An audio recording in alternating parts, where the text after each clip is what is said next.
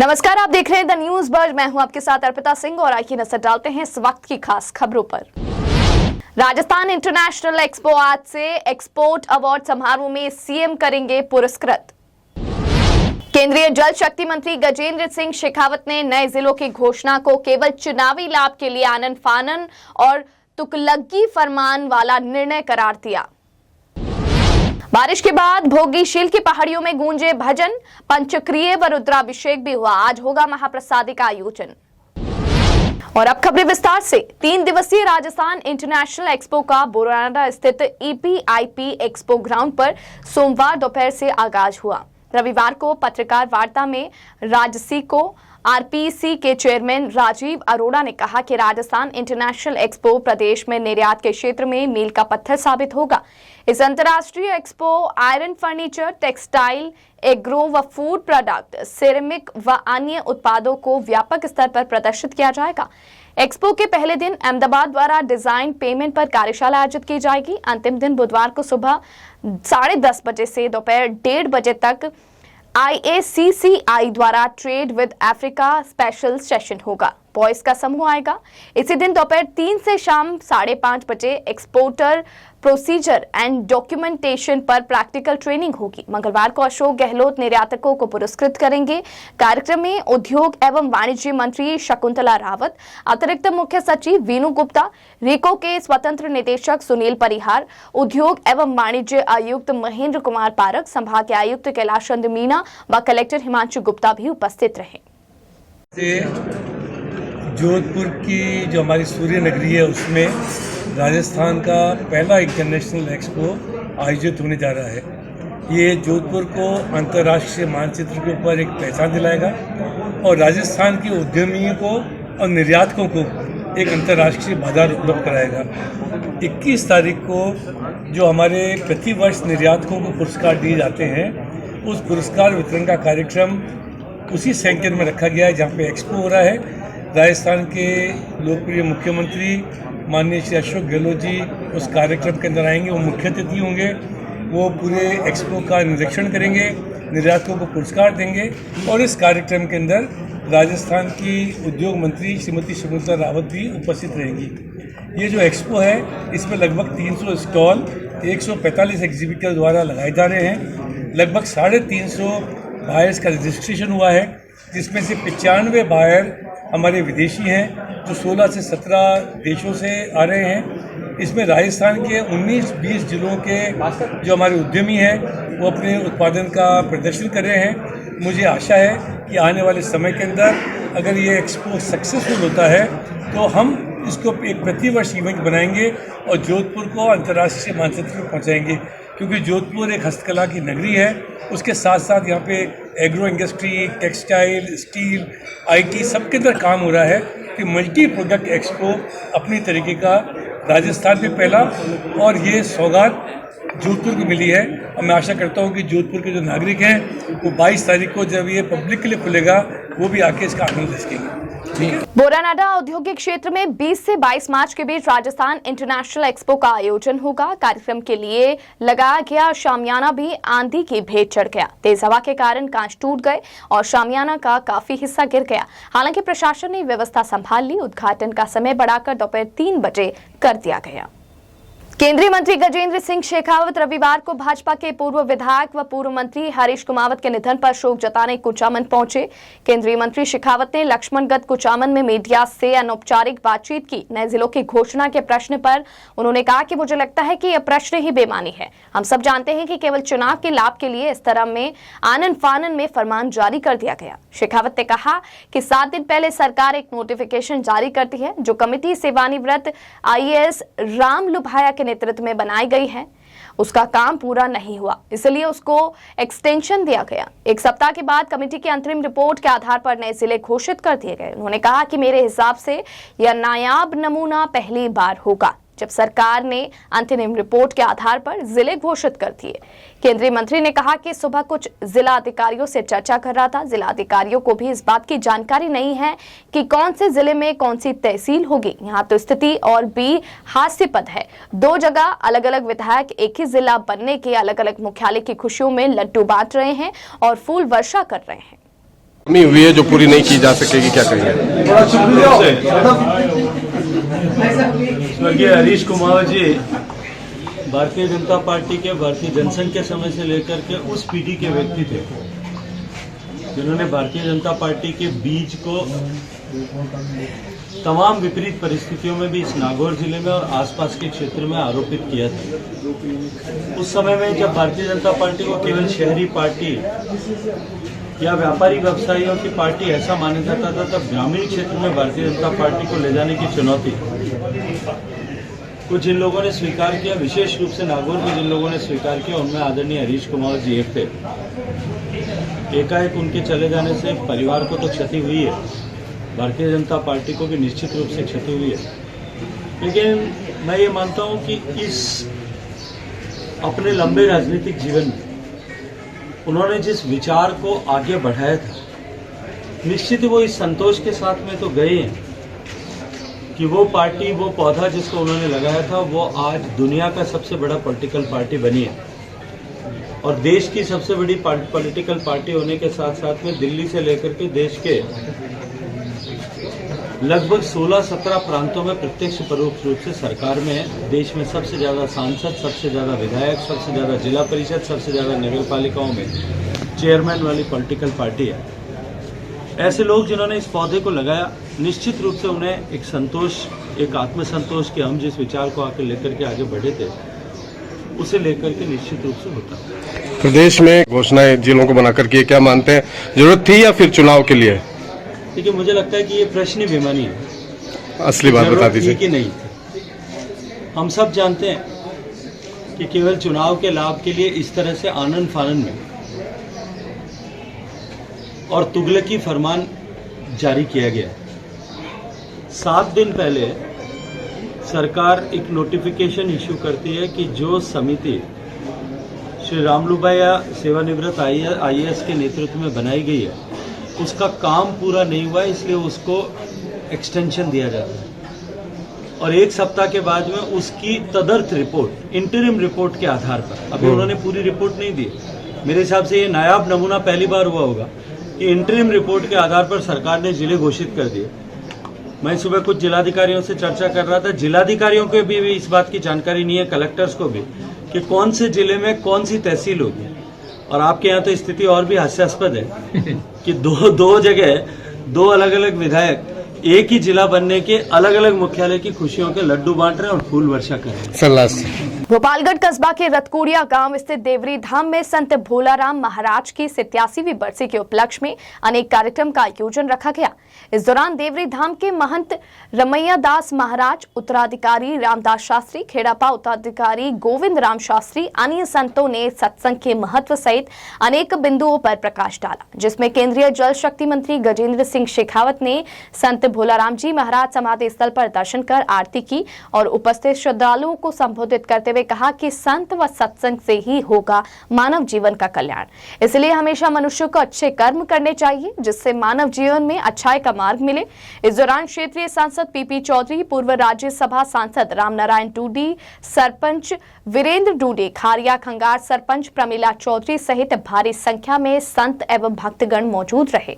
जनसंख्या समाधान फाउंडेशन के प्रदेश अध्यक्ष देवेंद्र सिंह राठौड़ ने जनसंख्या समाधान फाउंडेशन के कार्यकर्ताओं के साथ जनसांख्यिकी असंतुलन के कारण देश में संभावित गृह युद्ध को रोकने के लिए जनसंख्या नियंत्रण कानून की मांग को लेकर पाली सांसद PP चौधरी को प्रधानमंत्री नरेंद्र मोदी के नाम ज्ञापन सौंपा।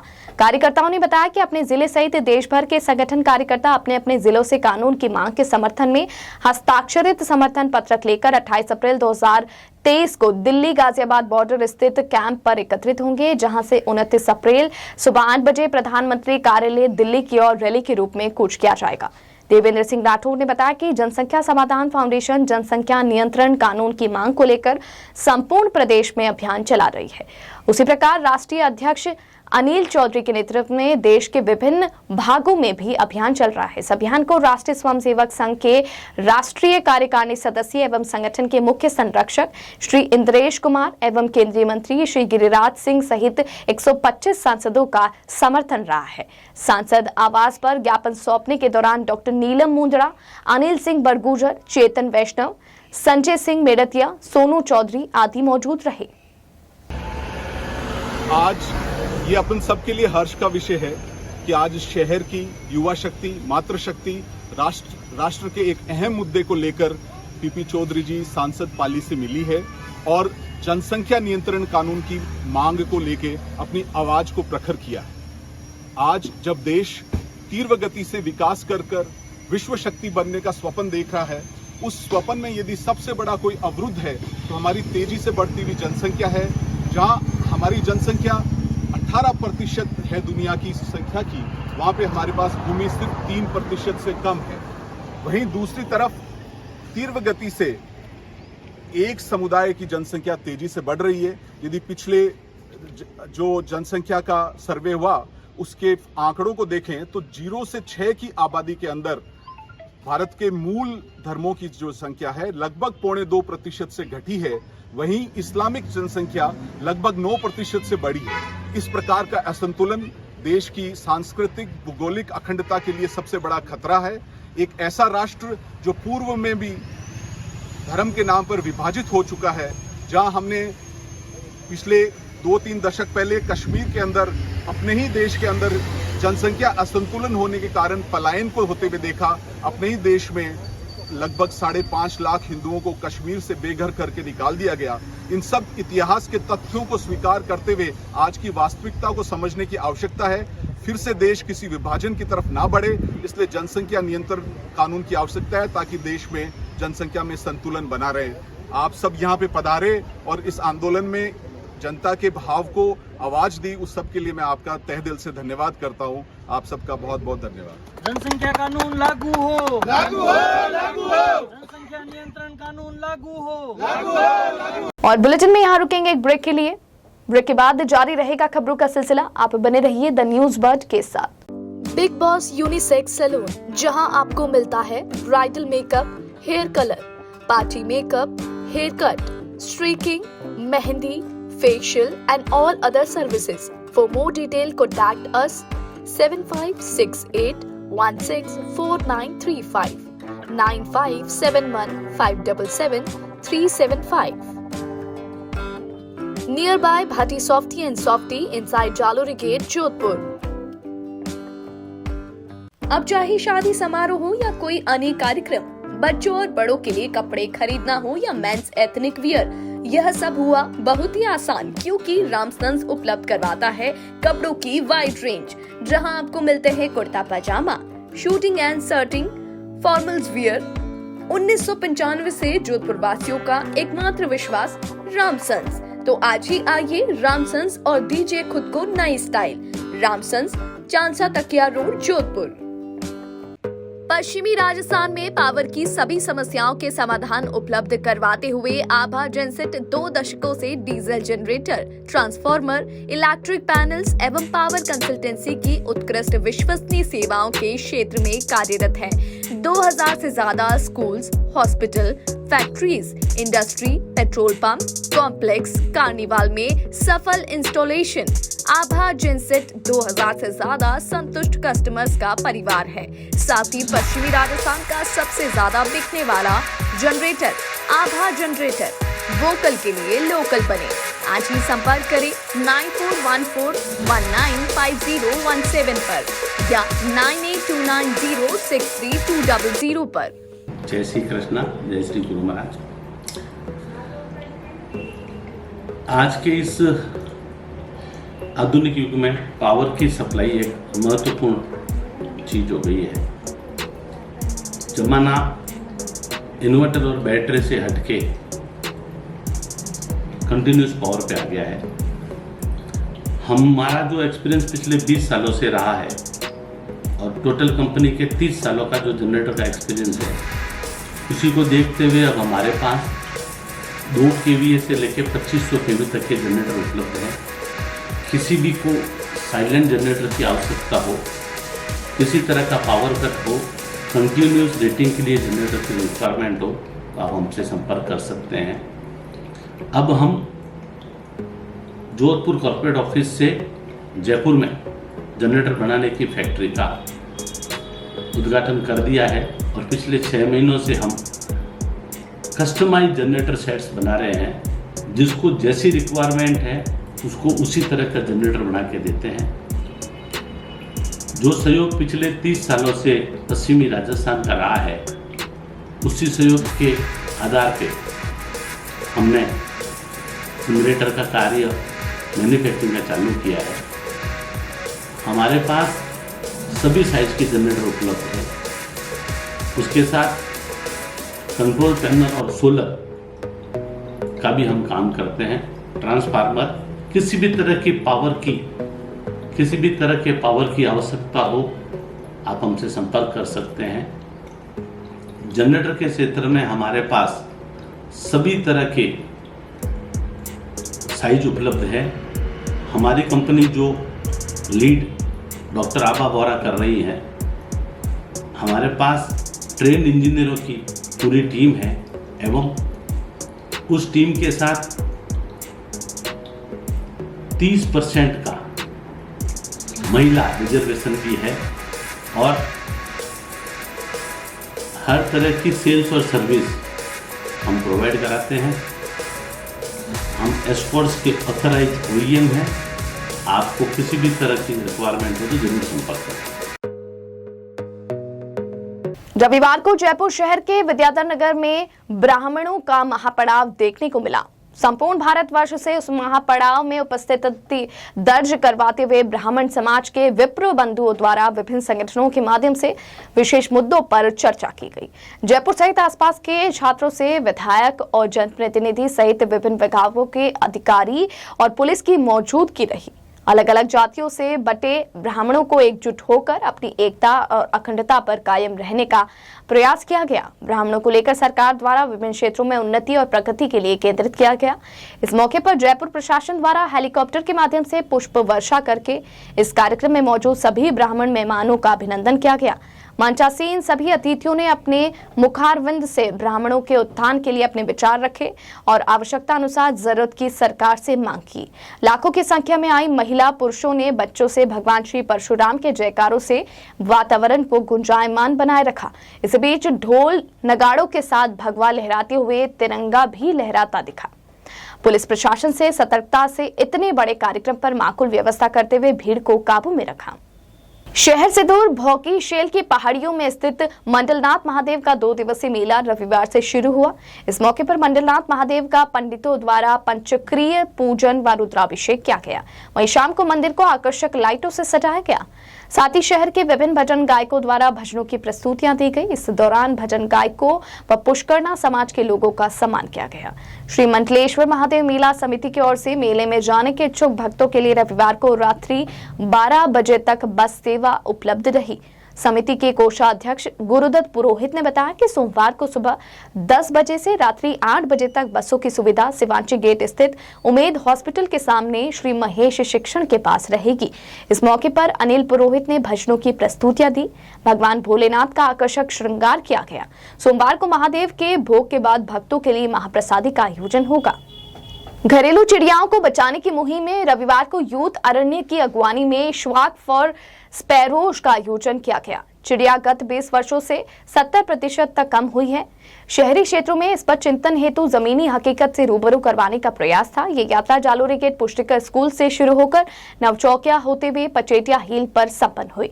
इस वॉक में शामिल सभी पक्षी प्रेमियों को मानव और चिड़िया के हजारों साल पुराने संबंध के बारे में बताते हुए पक्षी विशेषज्ञ शरद पुरोहित ने चिड़ियाओं की कम होती संख्या के कारण की विवेचना की और उनको बचाने और बसाने पर टिप्स बताए।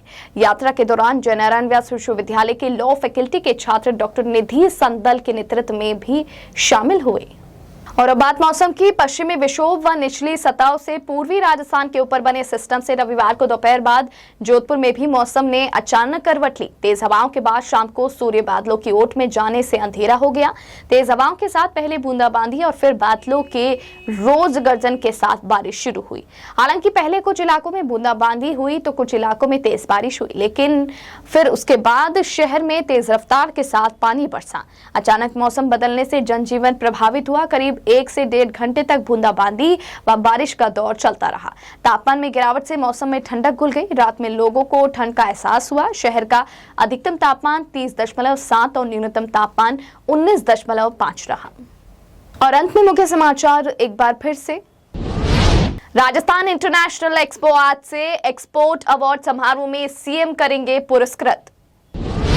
केंद्रीय जल शक्ति मंत्री गजेंद्र सिंह शेखावत ने नए जिलों की घोषणा को केवल चुनावी लाभ के लिए आनन फानन और तुकलगी फरमान वाला निर्णय करार दिया। बारिश के बाद भोगीशील की पहाड़ियों में गूंजे भजन, पंचक्रिय व रुद्राभिषेक भी हुआ। आज होगा महाप्रसादी का आयोजन। इस बुलेटिन में फिलहाल के लिए इतना ही और खबरों को जानने के लिए आप बने रहिए द न्यूज बर्ड के साथ। तब तक के लिए मुझे दीजिए इजाजत। नमस्कार।